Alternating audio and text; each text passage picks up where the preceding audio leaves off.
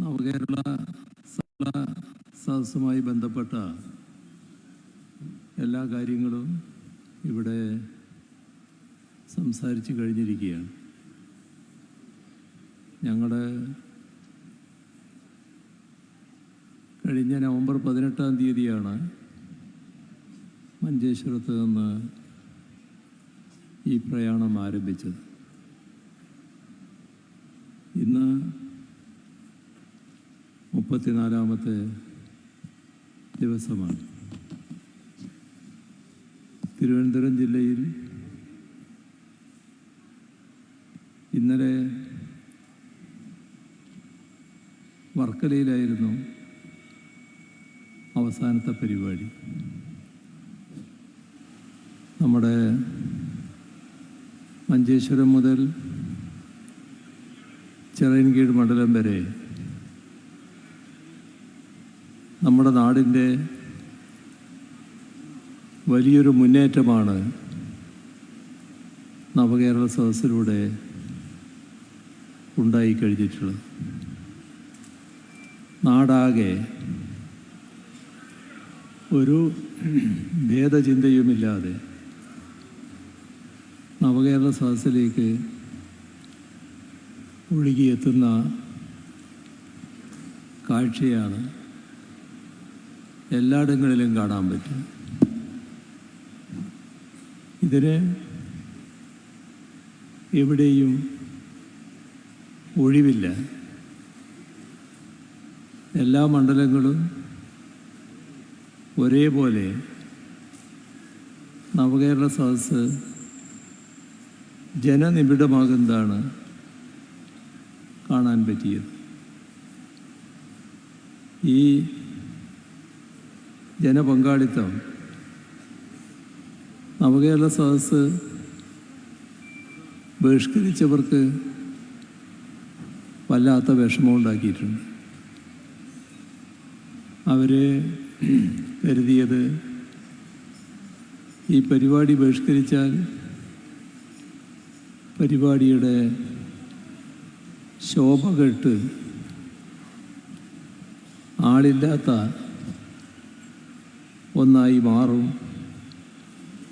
എന്നായിരുന്നു. ഇവിടെ എല്ലാം കൃത്യമായി സൂക്ഷ്മതയോടെ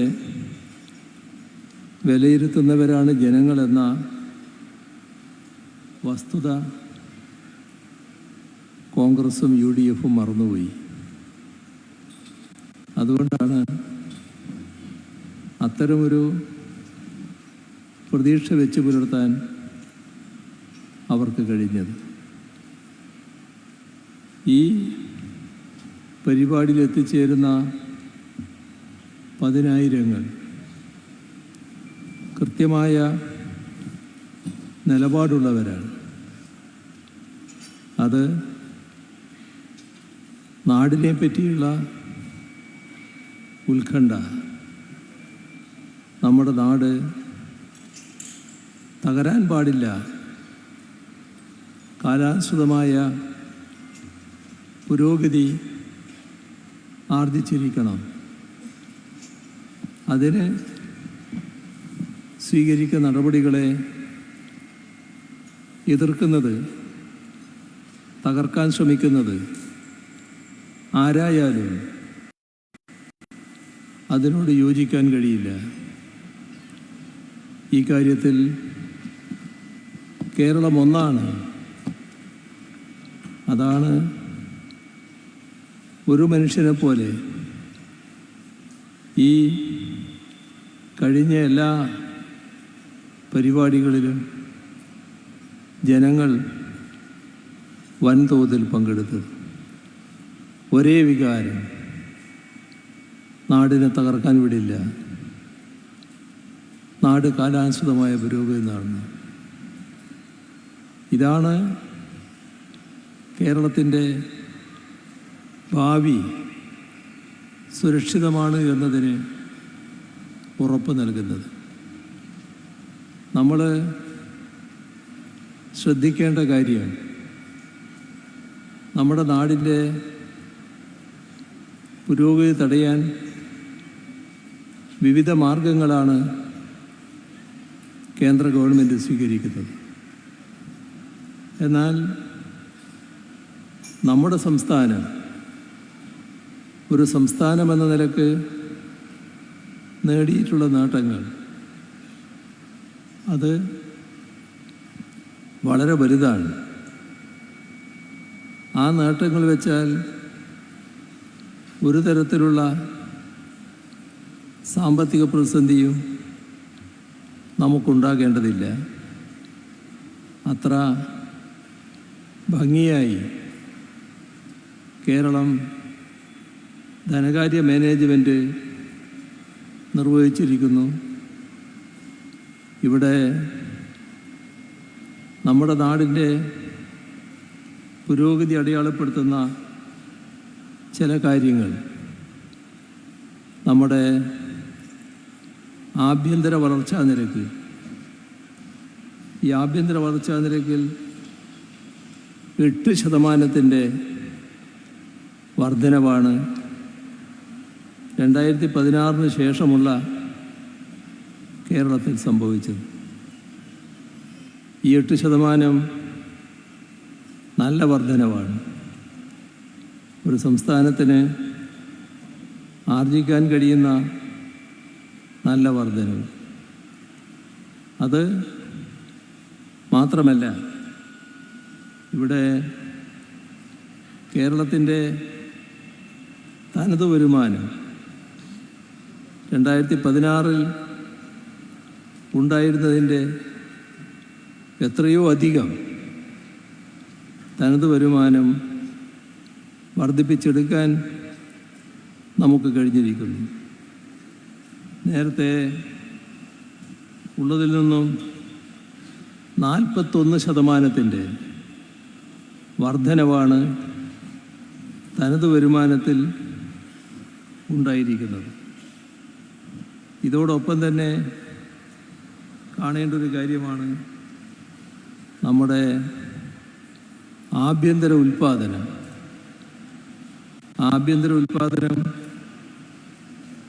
നമ്മുടെ സംസ്ഥാനത്ത് 2016 5 ലക്ഷം കോടിയിൽ പരം രൂപയുടേതായിരുന്നു.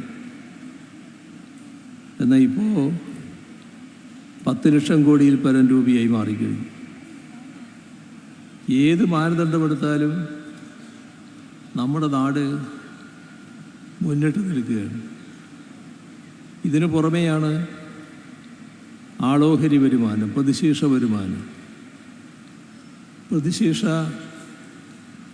വരുമാനത്തിൽ രാജ്യത്ത് ചുരുക്കം സംസ്ഥാനങ്ങളാണ് മികവ് നേടിയത്. അതിലൊന്ന് നമ്മുടെ കേരളമാണ്.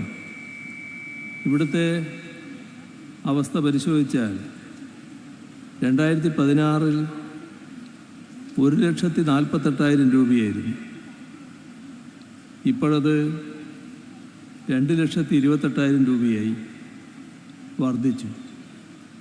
1,48,000 നിന്ന് 2,28,000 വളർന്നത് നമ്മുടെ നാടിൻ്റെ പദ്ധതികൾ കൃത്യമായി സൂക്ഷ്മതയോടെ ഏറ്റെടുക്കാനും പൂർത്തിയാക്കാനും കഴിഞ്ഞതിൻ്റെ കൂടി ഫലമായിട്ടാണ്. ഇത്തരത്തിലുള്ള കാര്യങ്ങൾ പരിശോധിച്ചാൽ നമുക്ക് ഒരു തരത്തിലുള്ള പ്രയാസവും അനുഭവിക്കേണ്ടതില്ല. അത്ര മെച്ചപ്പെട്ട അവസ്ഥ ഇതിലെല്ലാം ഉണ്ടായിരിക്കുന്നു. പക്ഷേ നാം പ്രയാസത്തിലാണ്. എന്താണ് പ്രയാസത്തിനിടയാക്കിയ കാരണം? നമ്മുടെ സംസ്ഥാനത്തിൻ്റെ വരുമാനം എന്നത് നാം ഉണ്ടാക്കുന്ന വരുമാനം മാത്രമല്ല. അതായത് സംസ്ഥാനം ഉണ്ടാക്കുന്ന വരുമാനം മാത്രമല്ല കേരളത്തിൻ്റെ വരുമാനം. ഏത് സംസ്ഥാനത്തിനും അത് തന്നെയാണ് സ്ഥിതി. ഇവിടെ നമുക്ക് അർഹതപ്പെട്ട നികുതി വിഹിതമുണ്ട്. കേന്ദ്രം സംസ്ഥാനങ്ങൾക്ക് നൽകേണ്ടതാണത്. സംസ്ഥാനങ്ങൾക്ക് കേന്ദ്രം നൽകുന്നത് കേന്ദ്രത്തിൻ്റെ പണമെടുത്തല്ല, നമ്മുടെ സംസ്ഥാനങ്ങളിൽ നിന്നെല്ലാമുള്ള നികുതി പണം മഹാഭൂരിഭാഗം കേന്ദ്ര ഗവൺമെൻറ് കയ്യിലാണ് പോകുന്നത്. അത് മാനദണ്ഡം വെച്ച് വീതിച്ച് നൽകുകയാണ് വേണ്ടത്. നൽകേണ്ടത് സംസ്ഥാനങ്ങൾക്കാണ്. ഈ കാര്യത്തിൽ ഒരു തരത്തിലുള്ള സുതാര്യതയും കേന്ദ്ര ഗവൺമെൻറ് പാലിക്കുന്നില്ല. സുതാര്യത വേണമെങ്കിൽ എത്രയാണ് മൊത്തം സംഖ്യ അവരുടെ കയ്യിലുള്ളത് അത് പറയണം. അതോടൊപ്പം സംസ്ഥാനത്തിന് ഇത്രയാണ് ഇതിൻ്റെ ഭാഗമായി അർഹതയുള്ളത് അതും പറയണം. സംസ്ഥാനത്തിന് കേന്ദ്രത്തിന് തോന്നിയൊരു സംഖ്യ നിശ്ചയിച്ചങ്ങ് നൽകിയാൽ അത് സുതാര്യമായ നടപടിയല്ല. സംസ്ഥാനത്തിന് അർഹതപ്പെട്ടത് നൽകുക എന്നുള്ളതാണ് സുതാര്യമായ നടപടി. ആ അർഹത എന്താണ് എന്ന് കേന്ദ്ര ഗവൺമെൻറ്റാണല്ലോ പറയേണ്ടത്. ഇതെന്താ ചെയ്യുന്നത്? കേരളത്തിന് വലിയ കുറവ്, അതേസമയം കേന്ദ്രത്തിന് വേണ്ടപ്പെട്ടവർക്ക് നല്ലവണ്ണം കൂടുതൽ. ഇതാണിവിടെ നടക്കുന്നത്. ഇത് നടക്കാൻ പാടില്ലാത്തൊരു കാര്യമാണ്. എന്നാൽ ഈ കാര്യത്തിൽ മാത്രമല്ല, ഇപ്പോൾ റവന്യൂ കമ്മി ഗ്രാൻ്റ് ഉണ്ട്. ആ റവന്യൂ കമ്മി ഗ്രാൻറ്റിൻ്റെ കാര്യത്തിൽ ഇതേ നില തന്നെയാണ് തുടരുന്നത്. തോന്നിയ പോലെയാണ് ഗ്രാൻറ്റ്. അതിൽ കേരളത്തിന് പണം കിട്ടാതിരിക്കുക, വലിയ തോതിൽ കുറവ് വരുത്തുക, അതിനുള്ള ഏർപ്പാടുകളൊക്കെ ചെയ്യുക. അപ്പോൾ ഇതിനൊക്കെ ധനകാര്യ കമ്മീഷനുകളുണ്ടാവും. ആ ധനകാര്യ കമ്മീഷൻ്റെ മേലെ സമ്മർദ്ദം ചെലുത്തുകയാണ്. സാധാരണയുള്ള സുതാര്യമായ നടപടികൾ ഒഴിവാക്കുകയാണ്. ഇതിൻ്റെ ഭാഗമായി നമ്മുടെ കയ്യിലെത്തേണ്ട പണത്തിലാണ് വലിയ കുറവ് വരുന്നത്. എന്നാൽ തീർന്നോ? ഇത് മാത്രമല്ല, നമ്മുടെ സംസ്ഥാനവും കേന്ദ്രവും കൂടി നടപ്പാക്കുന്ന പദ്ധതികളുണ്ട്. ആ പദ്ധതികൾക്ക് കേന്ദ്ര ഗവൺമെൻറ് ഒരു വിഹിതം നൽകുന്നുണ്ട്. ആ വിഹിതം നേരത്തെ ഉള്ളതില്ല. നേരത്തെ നല്ല തോതിൽ കേന്ദ്ര ഗവൺമെൻറ് മുതൽ മുടക്കുമായിരുന്നു. ഇപ്പോൾ അതില്ലാതായി. കേന്ദ്രത്തിൻ്റെ മുതൽ മുടക്ക് കുറഞ്ഞു വന്നു, സംസ്ഥാനത്തിൻ്റേത് കൂടി വന്നു. നേരത്തെ 25% മാത്രമേ സംസ്ഥാനം വഹിക്കേണ്ടതുണ്ടായിരുന്നുള്ളൂ. ഇപ്പോഴത് 40% വർദ്ധിപ്പിച്ചു. ഇത് ഒരു ഭാഗം. ഈ ചെലവിടുന്ന പണം ആദ്യം സംസ്ഥാന ഗവൺമെൻറ്റാണ് ചെലവിടുക. ആ പണം പിന്നീട് കേന്ദ്ര ഗവൺമെൻറ് നമുക്ക് അനുവദിച്ചു തരണം. ഇവിടെ അനുവദിക്കുന്നില്ല പണം. എത്രയോ നാളായി കേന്ദ്ര ഗവൺമെൻറ് ഈ തരം വിവേചനമാണ് കാണിച്ചു കൂട്ടുന്നത്. നമ്മുടെ നാടിനോട് കടുത്ത അവഗണന. ഇത് ചെലവിട്ട പണം തരുന്നതിനെന്താ? എത്രയാ തരാനുള്ളത്? 5000 കോടിയിൽ പരം രൂപ. അപ്പോൾ കേരളത്തെ സാമ്പത്തികമായി ഞെരുക്കുക, ശ്വാസം മുട്ടിക്കുക. ഇതാണ് കേന്ദ്രത്തിൻ്റെ നിലപാട്. ഇവിടെ ഇതുകൊണ്ട് മാത്രം തീരുന്നില്ല. നമ്മുടെ നാടിൻ്റെ വരുമാനം എന്ന് പറയുമ്പോൾ ഇതിനെല്ലാം പുറമെ നാടിൻ്റെ ഭാവിക്ക് വേണ്ടിയുള്ള പദ്ധതികൾക്ക് രൂപം കൊടുത്താൽ അതിന് പണം കണ്ടെത്താൻ വായ്പയെടുക്കണം. അത് സംസ്ഥാനത്തിൻ്റെ അവകാശമാണ്. സംസ്ഥാനത്തിൻ്റെ സാമ്പത്തിക ഭദ്രത ഉറപ്പുവരുത്താനുള്ള അധികാരം ഭരണഘടന നൽകുകയാണ്. അപ്പോൾ ഭരണഘടന അനുസരിച്ച് സംസ്ഥാനങ്ങൾക്കുള്ള അധികാരം വിനിയോഗിക്കാൻ സംസ്ഥാനത്തെ അനുവദിക്കുന്നില്ല. ഇതാണ് ഒരു പ്രശ്നം. നമ്മൾ നേരത്തെ നിയമസഭയിൽ ഒരു നിയമം അംഗീകരിച്ചു. അവിടെയാണ് ഭരണഘടനാ വിരുദ്ധമായി കേന്ദ്രം ഇടപെടുന്നത്, നിയമവിരുദ്ധമായി ഇടപെടുകയാണ്. മാത്രമല്ല, സംസ്ഥാന നിയമസഭയുടെ അധികാരത്തിൽ കൈകടത്തുകയാണ്. എന്തു ചെയ്തു? ആ നിയമം വേണ്ട എന്ന് കേന്ദ്ര ഗവൺമെൻറ് വെച്ചു. അതായത് ഫലത്തിൽ ആ നിയമം ഇല്ലാത്ത ഫലം ഉണ്ടാക്കുകയാണ്. ഇവിടെ നിയമമനുസരിച്ച് നമുക്ക് കടമെടുക്കാനുള്ള അധികാരമുണ്ടെങ്കിൽ നിങ്ങൾക്ക് ആ അധികാരമില്ല എന്ന് കേന്ദ്ര ഗവൺമെൻറ് പറയുന്നു.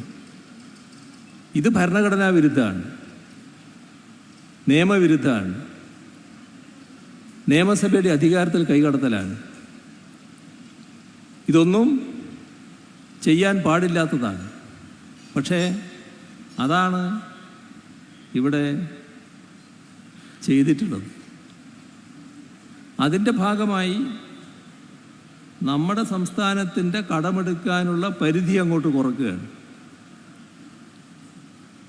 ഒരു ഭാഗം. അതുകൊണ്ടും തീരുന്നില്ല.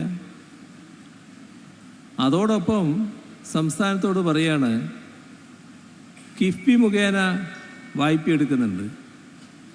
ആ വായ്പ നിങ്ങളുടെ സംസ്ഥാനത്തിൻ്റെ കടമായി പരിഗണിക്കുന്നു. എന്താ ഉദ്ദേശം? വ്യക്തമല്ലേ?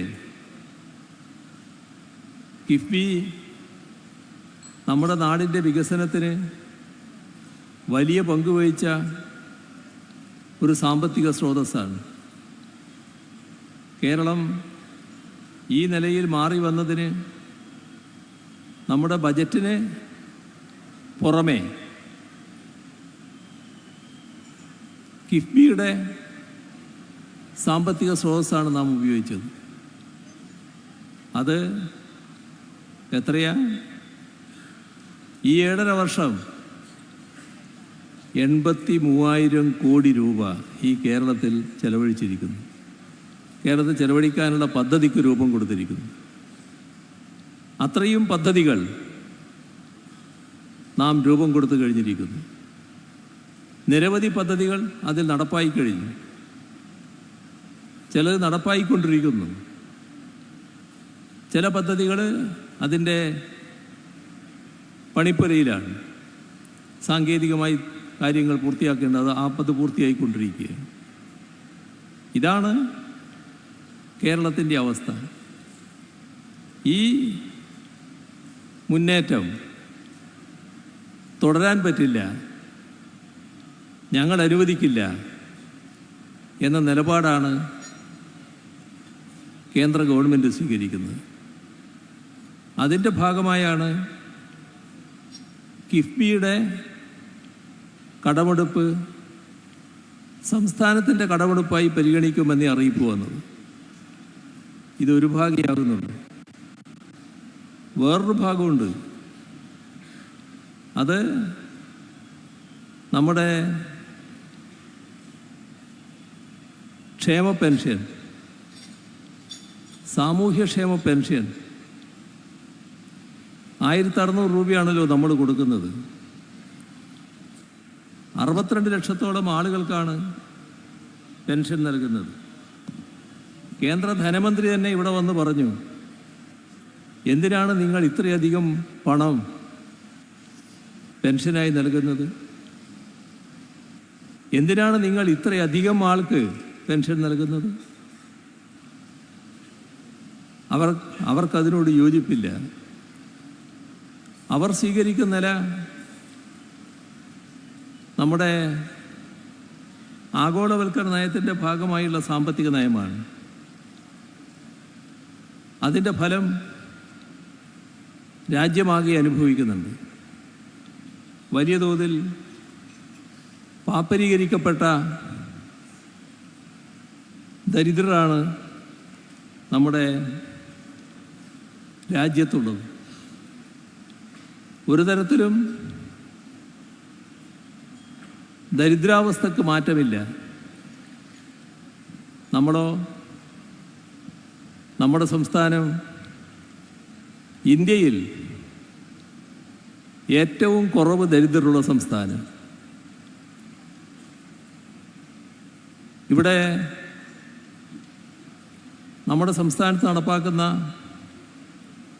അതിദാരിദ്ര്യ വിഭാഗത്തെ മോചിപ്പിക്കുന്ന പ്രവർത്തനം പറഞ്ഞു കഴിഞ്ഞിട്ടുണ്ടാവും. ഞാനതിൻ്റെ വിശദാംശങ്ങളിലേക്കൊന്നും പോകുന്നില്ല. പക്ഷേ 2025 നവംബർ 1 കേരളത്തിൻ്റെ മണ്ണിൽ ഒരാളോ ഒരു കുടുംബമോ ഈ പറഞ്ഞ അതിദരിദ്രർ എന്ന പട്ടികയിലുണ്ടാവില്ല. അതാണ് നാം നടപ്പാക്കുന്ന നയത്തിൻ്റെ പ്രത്യേകത. ഇവിടെ ഇന്ത്യ ഗവൺമെൻറ് നടപ്പാക്കുന്ന നയത്തിൻ്റെ പ്രത്യേകത ഈ ഘട്ടത്തിൽ മനസ്സിലാക്കുന്നത് നല്ലതാണ്. നാട്ടിലെ ദാരിദ്ര്യം വർദ്ധിക്കുകയാണ് രാജ്യത്തെ.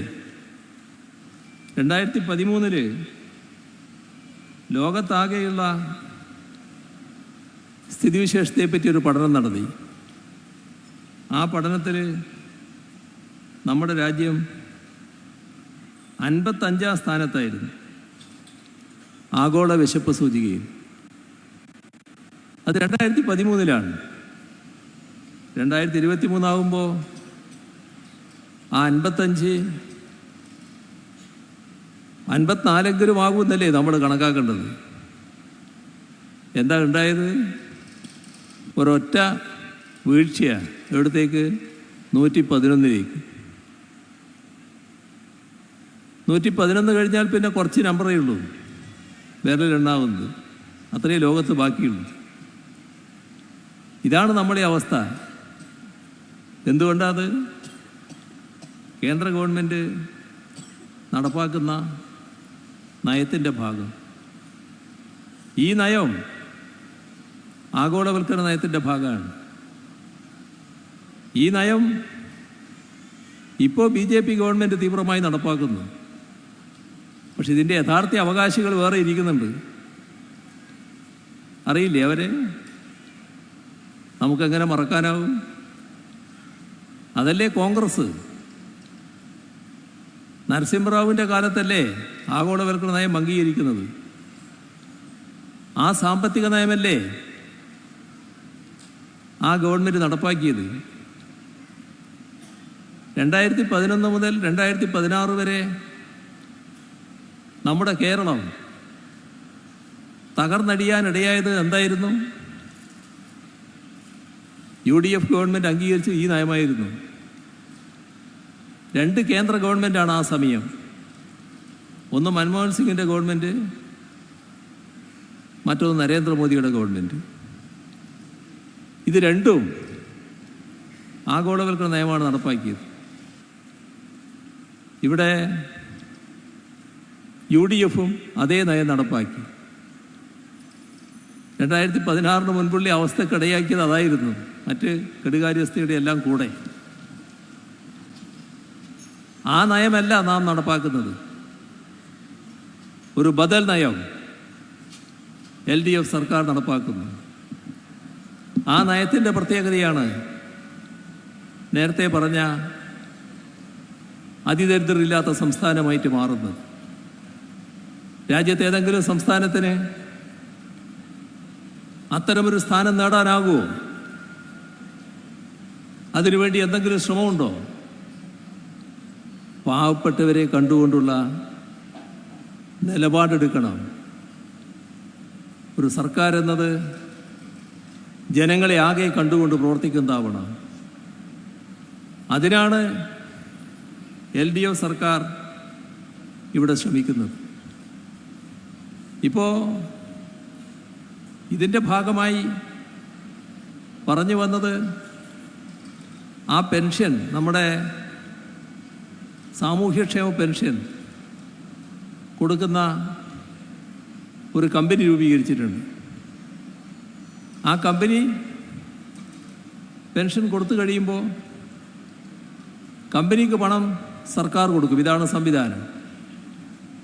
കേന്ദ്ര ഗവൺമെൻറ് പറഞ്ഞ എന്താ, നിങ്ങളെ ആ കടം സംസ്ഥാനത്തിൻ്റെ കടമായി എടുക്കും. ഉദ്ദേശമാണ് നാം നോക്കേണ്ടത്. ഉദ്ദേശം ഈ ക്ഷേമ പെൻഷൻ കൊടുക്കാൻ പാടില്ല. ഇതാണ് കേന്ദ്ര ഗവൺമെൻറ് നയം. ഇന്നിങ്ങനെ നോക്കിയാൽ നമ്മുടെ സംസ്ഥാനത്തിൻ്റെ കയ്യിലെത്തേണ്ട സംഖ്യയിലാണ് കുറവ് വരുന്നത്. വായ്പ എടുക്കുന്നത് നാടിൻ്റെ പുരോഗതിക്കാണ്. വിവിധ പദ്ധതികൾ നടപ്പാക്കിയാൽ ആ പദ്ധതിയിലൂടെയുള്ള വരുമാനം വെച്ച് തന്നെയാണ് അതിൻ്റെ തിരിച്ചടവ് വരിക. പക്ഷേ സമ്മതിക്കില്ല എന്നാണ്.